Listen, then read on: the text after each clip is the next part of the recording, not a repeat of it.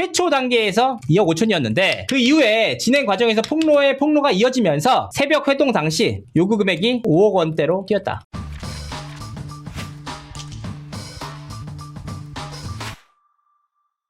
시청자 여러분 안녕하세요, 이진호입니다. 오늘 이렇게 또 박나래 씨 관련돼가지고 방송을 하게 됐는데 좀 여러가지로 좀 안타까운 부분이 있어서 잘못 알려진 부분들은 바로 잡고 제대로 알려드리기 위해서 오늘 방송을 켰습니다. 정말 제가 최근 가장 좀 집중해서 취재했던 사안이기도 합니다. 마음도 무겁고 마음도 좋지 않습니다. 네, 오늘 방송에서는 그동안 나오지 않았던 내용에 대해서 추가적인 검증을 한번 해봤습니다. 그동안 이제 주장과 폭로가 이어졌는데 여기에 대해서 박나래 씨는 그 어떠한 입장도 밝히지 않고 법적으로 해결하겠다라고 입장을 밝혔습니다. 그 이후에 그 어떤 그 하나의 세부적인 내용에 대해서까지 모두 입을 다물었는데 관련 자료들을 제가 확보하고 취재를 하면서 잘못 알려진 부분을 바로잡고자 오늘 방송을 켜게 됐습니다. 좀 쉽지 않은 내용이고 좀 무거운 내용이기 때문에 시청자분들께서 양해를 해주시면 좋겠습니다. 어떤 내용이냐? 일단 방송인 박나래 씨가 매니저들 상대로 갑질을 했다, 이런 의혹이 제기가 되면서 논란이 일파만파로 커졌습니다. 이번 사태를 거치면서 일단 전 매니저들로부터 피소를 당했고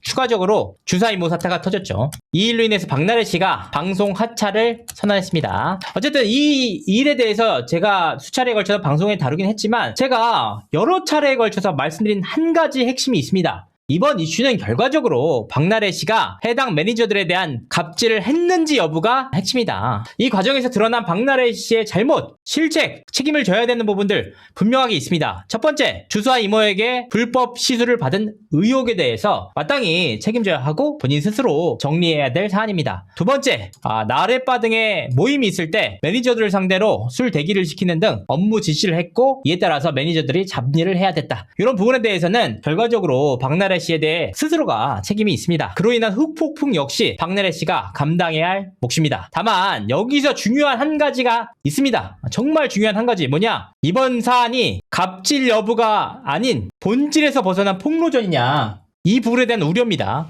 정말 이게 매니저한테 갑질을 했는지, 그리고 이렇게 충격적인 일들을 했는지, 이 내용을 하나하나 따져보기에 앞서서 너무나도 충격적인 일들이 계속해서 일어나면서 이런 폭로전으로 인해서 과열되는 양상을 보이고 있다. 급기야 박나래 씨가 차량에서 19금 행위를 했다는 폭로까지 터져 나왔습니다. 제가 앞서서 이 내용에 대해서 수차례에 걸쳐 말씀을 드렸지만 이 주장이 사실이라면 박나래 씨가 모두 책임져야 되는 사안입니다. 문제는 이 내용이, 이 폭로가 사실이 아닐 경우 되돌릴 수 없는 피해가 야기된다. 그래서 더욱더 신중해야 될 문제다, 이렇게 얘기를 했고, 폭로전이 지금 한 달째 이어지고 있다. 그래서 결국 우리나라 사회가 지금 엄청난 사회적 관심사가 됐고 박나래 씨 역시 엄청난 사회적 비난에 마주하게 됐습니다. 사실 제가 앞서서 말씀드렸지만 이런 폭로에 대해서 저는 박나래 씨의 입장을 듣기 위해서 수차례에 걸쳐서 노력을 했습니다. 하지만 박나래 씨는 입을 굳게 다문 채 법적 대응에 집중하겠다, 그런 의사를 영상을 통해서 밝혔습니다. 결과적으로 매니저 A씨, 지금 박나래 씨와 함께 나왔던 매니저 A씨의 입을 통해 나온 각종 폭로에 대한 박나래 씨의 입장을 확인할 길이 없었어요. 진짜. 결과적으로 뭐냐? 지금까지 나왔던 내용들 대부분이 매니저 A씨의 주장을 통해 전해진 내용이다. 그래서 저는 이제 박나래 씨가 어쨌든 입장이 있을 거 아니에요. 잘못을 했으면 박나래 씨가 떳떳하다는 게 절대 아니고 어떤 부분을 잘못했는지, 그리고 어떤 부분이 사실이 아닌지 본인이 직접 밝혀야 되는데 어찌된 일인지 계속 회피하고 있다. 그래서 이 추가적인 문제 제기에 대해서도 박나래 씨가 입장을 밝히지 않는 바, 이 주장들에 대한 검증을 해보자, 이렇게 진행이 됐습니다. 일단 분명하게 말씀드릴 거는 이 제보에 나선 매니저들이 힘든 경험을 한 것은 분명한 사실입니다. 당사자가 박나래 씨의 이런 과도한 업무 지시로 인해서 힘들었다고 하는데 본인이 느꼈던 부분에 대해서까지 우리가 문제 제기를 할 수가 없어요. 다만 일방적인 주장보다는 확실한 검증이 필요하다. 그래서 그 검증을 한 부분들에 대해서 시청자분들에게 오늘 단독으로 말씀드리도록 하겠습니다.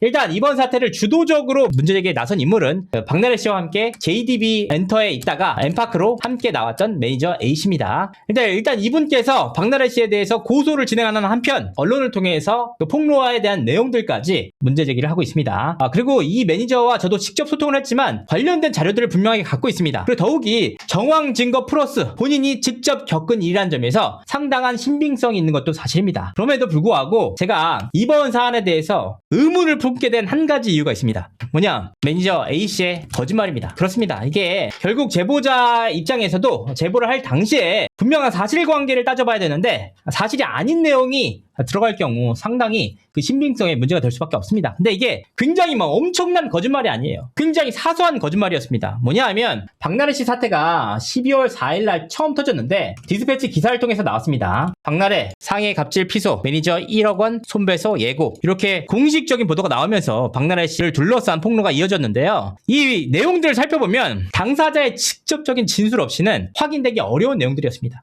심지어는 박나래 씨가 이 기사가 나온 하루 반나절이 지난 다음날 반박 입장을 내니까 그 다음에 바로 디스패치에서 주사 이모 사태가 터졌다. 그러니까 너무 디스패치에 제보를 했다는 정황이 뚜렷해요. 그래서 제가 당시 그 제보자인 매니저 A씨에게 수차례에 걸쳐서 물어봤습니다. 첫 번째 이 디스패치에서 나왔던 손배소 예고를 제보했느냐라고 얘기를 했는데 이분이 이제 수차례에 걸쳐서 절대 결코 내가 제보한 게 아니다. 이 가압류에 대한 내용이 언론을 통해서 기사화가 되면 본인이 불리할 수밖에 없기 때문에 본인은 절대 제보한 게 아니다라고 수차례에 걸쳐서 제게 말씀을 하셨습니다. 근데 제가 아무리 생각해도 이상했거든요, 이 부분들이. 그래서 매니저분들이 말씀하시는 주장에 대해서 교차 검증을 한번 해봤습니다. 물론 취재가 좀 어렵죠. 왜냐면 제가 디스패치 얘기해가지고 이거 매니저 A씨가 제보한 거냐 하면 디스패치가 언론사인데 그럼 저랑 알지도 못하는데 가르쳐 주겠습니까? 다만 매니저 A씨의 절친으로부터 A씨가 디스패치에 제보한 게 맞다. 진술을 확보할 수가 있었습니다. 단순히 진술만 확보한 것이 아니고 입증할 수 있는 자료까지 추가적으로 확인을 했습니다.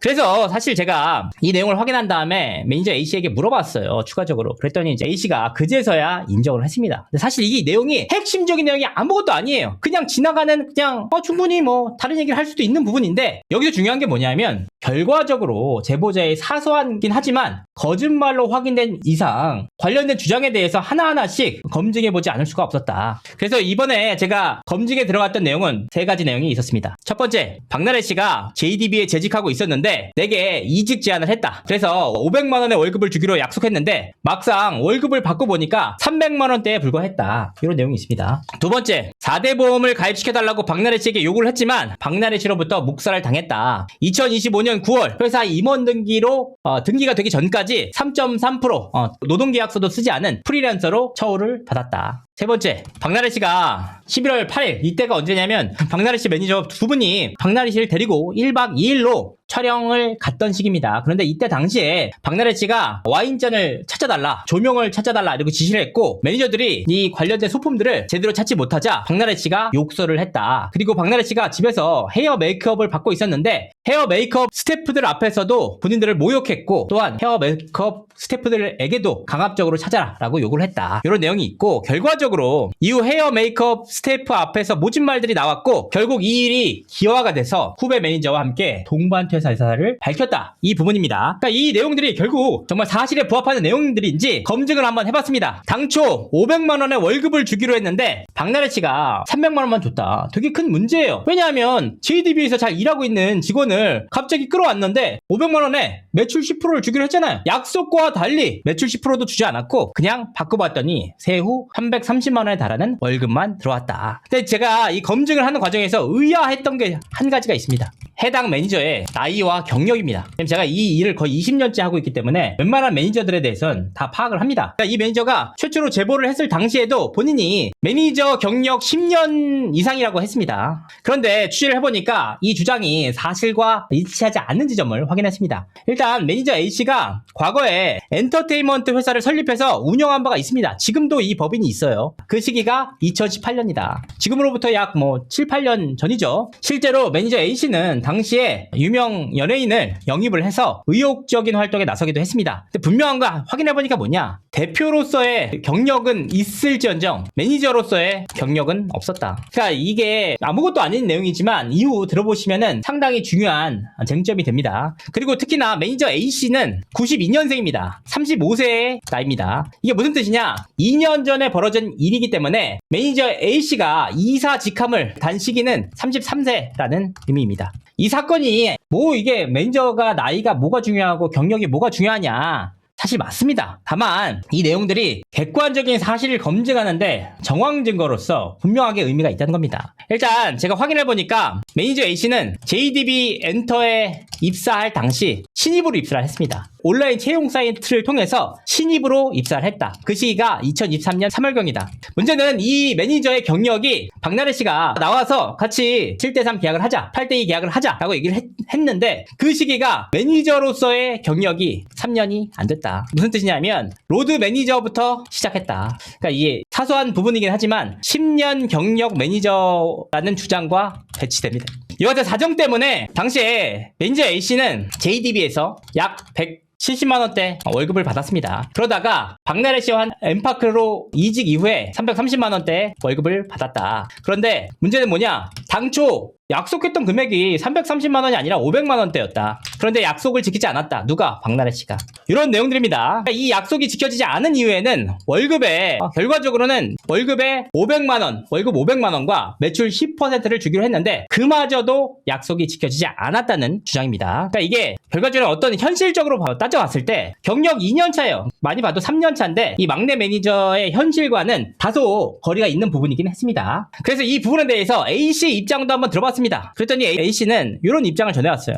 회사에서 500만원을 준다고 하는데 300만원만 받고 싶다고 하는 사람이 어디 있겠냐. 이런 말도 안 되는 주장이다. 나는 분명히 500만원 받기로 했다. 300만원밖에 안 줬던 것은 박나래 씨의 일방적인 지시이자 주장이다. 이렇게 얘기를 했습니다. 근데 여기 중요한 게 뭐냐면 취재를 통해서 월급 500만원을 주기로 했다라는 주장의 진위를 확인할 수 있는 카톡을 확보했습니다. 바로 박나래 씨와 매니저 A씨 간의 카톡 대화였습니다. 2024년 11월 1일경 주고받은 카톡. 첫 번째, 이 내용입니다. 여기서 말하는 S씨가 매니저 A씨입니다. 10월 1일부터 10월 31일 10월 급여입니다. 수고하셨습니다. 막내 매니저 한 분에 대해서 320만원이 나왔고 스타일리스트에 대해서 338만원이 나왔습니다. 그리고 매니저 S씨, 매니저 A씨의 월급이 338만원이 나왔습니다. 그랬더니 박나래 씨가 당시에 얘기를 합니다. 스타일리스트 이름을 얘기했습니다. 월급이 얼마였죠? 340 아니었나요? 아니 S씨랑 어떻게 스타일리스트의 월급이 같냐 라고 하니까 S씨가 그때 말씀해주신 금액이 스타일리스트 연봉으로 4,200만원이어서 월 금액이 350만원이다. 박나래 씨는 왜 월급이 같느냐? 말이 안 되지 않느냐? 더 많이 받아야 되는 거 아니냐라는 취지로 얘기한 거죠. 그랬더니 이제 저는 이만큼도 너무 감사합니다. 미팅 때 쓸 진행비로 충분합니다. 더 줄이셔도 괜찮습니다. 이렇게 얘기를 했습니다. 월급 500만원을 받기로 했는데 그거의 3분의 2 수준인 330만원을 받은 상황에서 덜 받아도 된다. 진행비로 써도 된다. 라고 얘기를 했던 부분입니다. 그러니까 결과적으로 500만원을 주기로 했던 박나래 씨가 약속을 지키지 않았다라는 주장과는 배치되는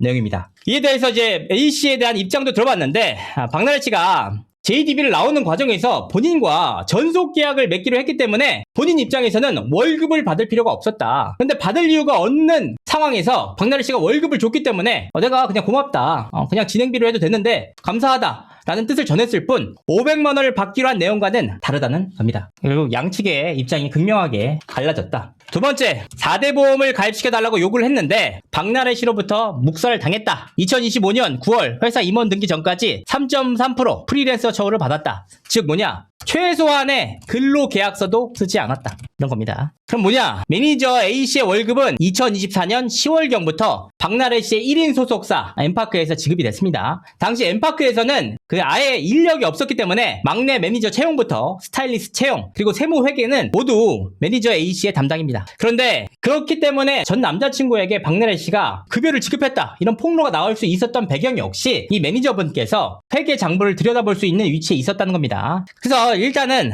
확인해보니까 박나래 씨는 JDB와의 계약 해지 이후 그러니까 이게 2024년 9월경 그걸 이후 매니저 A씨와 당시 세무 관계자를 만났습니다. 박나래 씨는 그 세무 관계자에게 모든 권한은 A씨에게 있으니까 매니저 A씨의 의견대로 진행을 해달라고 얘기를 했습니다. 이 부분은 박나래 씨 측과 매니저 A씨의 주장이 같았습니다. 공통된 주장을 했다. 실제로 이후 매니저 A씨는 세무 관계자들과의 소통을 직접적으로 본인이 나서서 했습니다. 본인의 월급부터 상여 그리고 막내 매니저와 스타일리스트의 월급까지 본인이 모두 정리를 해서 진행을 했습니다. 월급도 결국은 박나래 씨에게 이만큼 지급하겠습니다. 지급하세요. 그러면 결국은 이 분께서 직접 관계자에게 연락을 해서 이만큼의 월급이 나갈 예정입니다. 라고 보고하는 식이었습니다. 그러니까 결국 4대 보험 가입은 누구의 권한이었냐? 이 부분이 쟁점이다. 이와 같은 논의가 진행될 때 아까 말씀드렸다시피 2024년 9월경 박나래 씨가 JDB 엔터테인먼트를 나가서 새롭게 엠파크로 활동을 할 당시에 세무 관계자들과 미팅을 했는데 이때 당시에 세무 관계자가 매니저 A씨에게 어떤 식으로 급여를 받기를 원하는지 원하냐라고 물었습니다. 세무법인에서 제안한 내용은 이렇습니다. 근로소득을 지급받기를 원하느냐, 아니면 사업소득으로 월급을 지급받기를 원하느냐, 편하신 대로 해라 라고 얘기를 했고, 이때 당시에 세무 담당자들은 매니저 A씨에게 근로소득으로 하는 것이 어떻겠느냐고 유도를 했다고 합니다. 왜냐하면 엠파크라는 법인에서 급여가 지급되다 보니까 실제로 이들을 3.3% 프리랜서로 하는 것보다 이들을 근로자로 채용을 해서 계약서를 쓰고 4대 보험을 하는 것이 훨씬 더 법인 입장에서는 세제 혜택을 받을 수 있는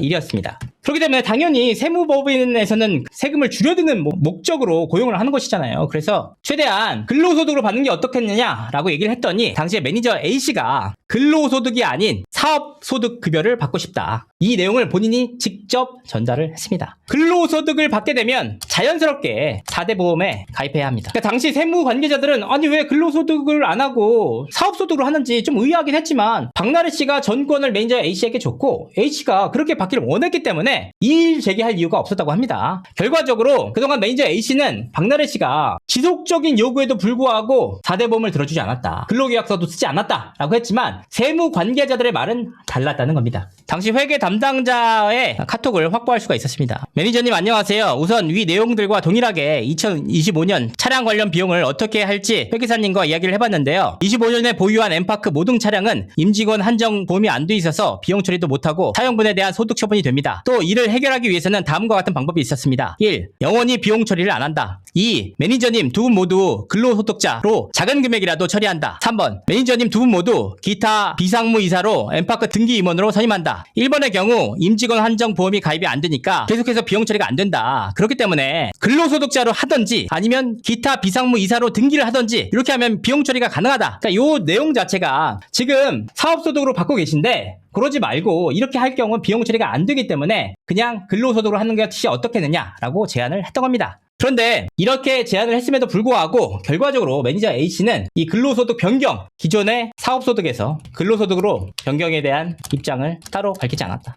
따로 입장을 밝히지 않아서 그냥 그대로 갔던 것 뿐입니다. 그러니까 결과적으로 따져보니까 3.3% 프리랜서 사업소득 지급은 다름 아닌 매니저 A씨의 의사였다는 겁니다. 결과적으로는 지금 현재 와서는 내가 사업소득으로 했고 계약서도 안 써줬다는 내용이지만 당시에 세무를 담당했던 관계자들 이분들은 매니저 A씨의 요구로 인해서 그렇게 됐다. 아까 방금 전 카톡을 통해서 확인이 됩니다. 그래서 이에 따라서 매니저 A씨에 대한 입장도 한번 들어봐야 될 거 아닙니까? 그래서 A씨에게 물어봤어요. 아니 본인이 3.3% 지급을 원했다고 하는데 어떻게 된 거냐? 라고 물어봤더니 당시에 본인은 구두상으로 박나래에게 보고를 했는데 매번 박나래 씨가 이에 대해서 제대로 된 답을 안 해줘서 그냥 사업소득으로 받았다라는 겁니다. 여기서 되게 중요한 게 뭐냐면 대체 왜 매니저 A씨가 사업소득으로 급여를 받길 원했는지는 아무도 몰라요. 본인 마음이니까. 근데 여기서 중요한 건 뭐냐? 박나래 씨의 소속사인 엠파크 입장에서는 매니저 A씨를 비롯한 스타일리스트, 막내 매니저를 근로소득자를 고용을 해가지고 근로계약서를 쓰고 4대 보험에 가입해주는 게 훨씬 더 세제 혜택 등에 유리한 상황이었다. 여기서 어떤 일이 벌어졌느냐? 이번 사태가 일어난 이후로 박나래 씨를 비롯한 세무 담당자들이 확인을 해보니까 지금에서야 매니저 A씨가 따로 법인이 있다는 것을 파악했다.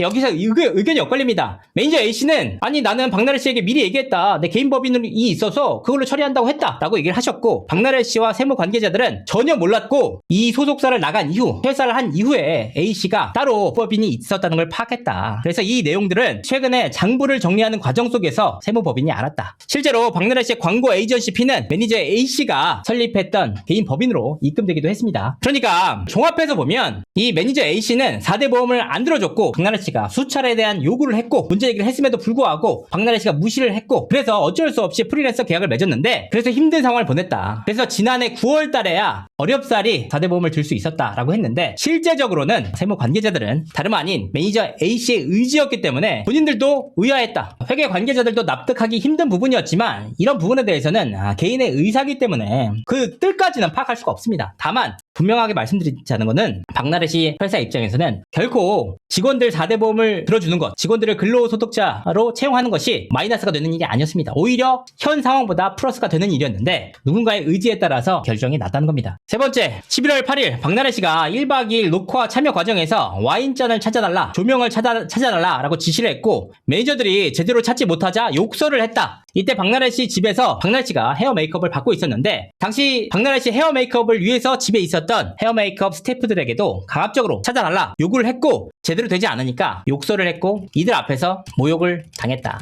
결과적으로 이 일로 인해서 매니저 두 분이 퇴사 결심을 하게 된 사안이다. 이 부분들은 제가 확인을 했지만 정말 객관적인 팩트는 있어요. 실제로 그날 1박 2일로 외부 그 녹화가 있었고 당시에 박나래 씨를 위해서 헤어 메이크업 스태프 4명이 집에 와서 새벽부터 박나래 씨의 헤어 메이크업을 보고 있었습니다. 그런데 이 내용에 대해서 서로의 판단이 너무나도 다르다. 같은 사안을 어떻게 바라보느냐, 매니저 입장에서는 갑질로 느꼈고 매니저 입장에서는 모욕으로 느꼈다라는 겁니다. 특히나 당시에 박나래 씨가 와인잔을 찾아달라, 조명을 찾아달라고 요구한 것도 팩트였어요. 추가 검증을 통해서 크로스 체크해보니까 이런 일이 분명하게 있었다. 그렇기 때문에 이 두 매니저는 박나래 씨의 부당한 지시, 강압적인 지시, 그리고 감정적인 지시, 업무와 동떨어진 지시로 굉장히 큰 고통을 받았다라고 주장하고 있었던 부분입니다. 문제는 이때 당시에 함께 자리에 있었던 인물은 매니저뿐만이 아니었다.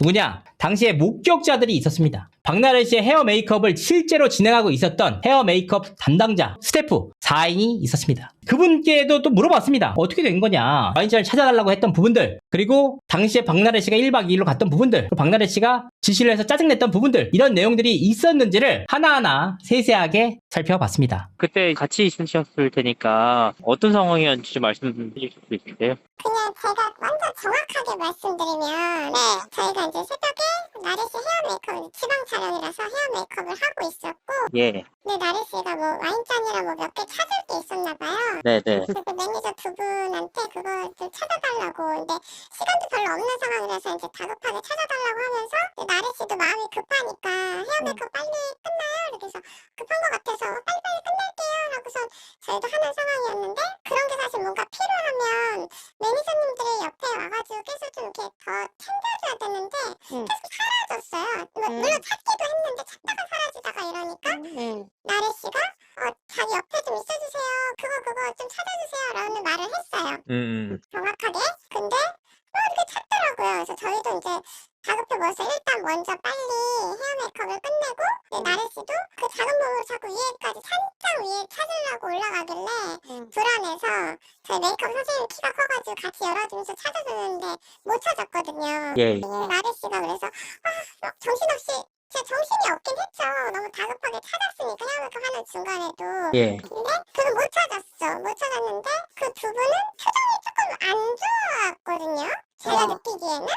그래서 뭐 새벽부터 그럼 힘든가 보다. 그냥 저희는 그렇게 느끼고 네. 저희가 이제 다 끝내고 나가는데 나래 씨가 우리한테 너무 정신없게 해드려서 죄송해요 이렇게 얘기해서 아니에요 잘 갔다 와 이렇게 인사를 하고 저는 헤어졌거든요. 박나래 씨가 그럼 거기서 빨리 찾아내라 강압적으로 얘기하거나 혹시 전혀 저희가 그러면 되게 불편함을 되게 느꼈을 텐데 저희도 그런 걸 전혀 못 느끼고 근데 저거 되게 급한 건가 보다 빨리 찾아야 될 텐데 없네 집이 워낙에 뭐가 많잖아요. 예. 찾기가 되게 힘든가 보다라고 느꼈고 그냥 우리는 이걸 빨리 찾아서 촬영을 가야 되니까 다급하게 찾는 거니까 우리 빨리 해줘서 우리도 빨리 끝내고 우리도 찾아줘야지 이 생각밖에 안 했거든요. 나중에 막 악의적으로 찾아내라 그리고 결국은 이제 원장이랑 스태프들도 다 동원돼가지고 찾았다 그 얘기. 나는 그 기사 보고 내가 진짜 너무 억울했어. 그래서 솔직히 그냥 진짜 저희가 느꼈을 때는 예. 저 워낙 이제 연예인을 많이 하는 올해 저 27년 일했거든요 이쪽에서.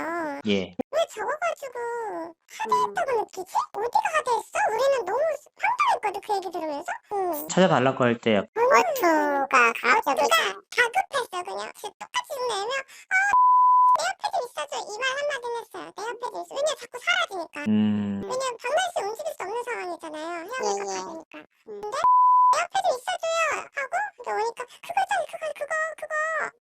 되게 다급하는 사람이 막 말 더듬으면서 하는 소리 있죠. 예. 계속 그랬어요. 그거 괜찮아 완전 그거 없어요? 저긴가 그럼? 저긴가? 계속 이런 상황이었어요. 근데 상황은 동일한 상황이 있었는데 찾아달라고 하는 말투나 막말을 하거나 그런 게 전혀 전혀 없었다는 말씀이시죠? 솔직히 못 못 찾아가지고 걱정스러웠지. 이 사람들이 그러고 나서 며칠 후에 잠수를 탔다 그래서 왜? 그게 왜? 이랬는데